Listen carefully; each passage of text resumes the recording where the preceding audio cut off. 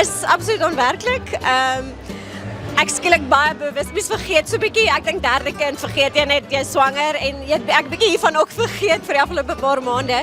En nou sit alles net so voor mense en is absoluut onwerklik. Ek kan nie, ja, ek gaan definitief nou huil.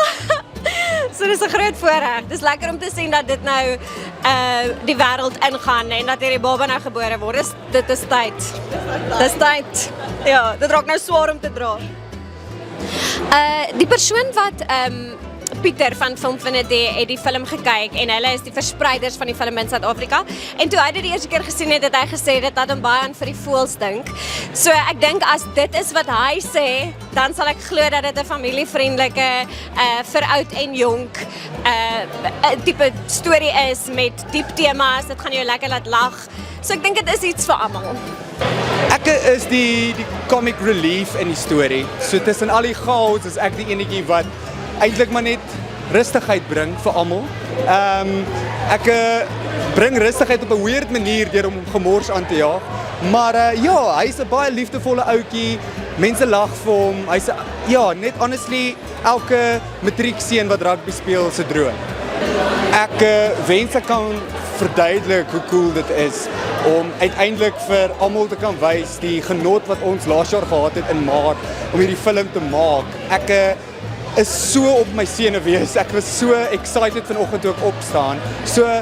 Maar ek kan nie wag nie. Ek dink almal gaan van dit hou. Dit is so 'n cool movie. So ja. Hier is so baie mense. Dit is so lekker om van die props wat op stel was hier te sien. Die karre is hier, die pou is hier. Die posters is incredible. Hier is so baie moeite gedoen en ja, ek kan net nie wag vir die aand hier. Dit lyk ongelooflik. Ek speel Vicky. Sy is die love interest van Renier. Lekker cool karakter. Sy's jonger as ek.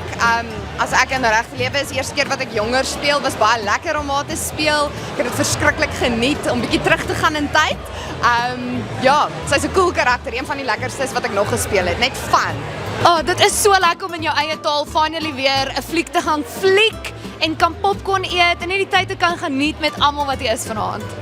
Ek hoop is snaaks. Ek voel dit gaan snaaks wees, want dit voel vir my 'n bietjie, ek wil nie sê hotel vibes nie, maar Simonay dink ek kan 'n storie skryf wat snaaks is, maar ook jou hart so diep gaan tref. Ek dink ons gaan ook bietjie huil. Veral na 'n glasie wyn. I mean, dan vloei dit eers.